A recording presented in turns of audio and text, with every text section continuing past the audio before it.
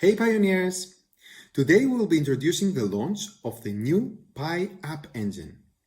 The Pi App Engine is a cloud computing platform as a service for developing and hosting Pi applications in cloud servers managed by the Pi core team.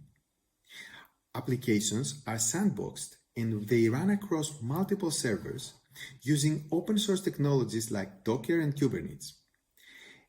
Every verified developer can try the App Engine in development mode. Once the app is complete and selected based on Pi core team's criteria, it will be hosted on production mode for free.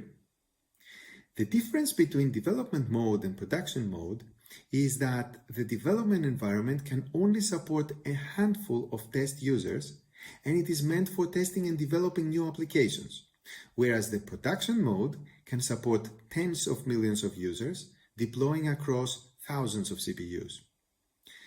If you're a developer, you can also watch 2 workshop videos today by swiping to the left. In today's first Hackathon workshop, Lirio demonstrates how to start creating an app from the Pi developer portal. And if you want to tap into the core team's server infrastructure, Hugo will show you how to use the Pi App Engine to do so in the second workshop. Enjoy the Hackathon workshop today.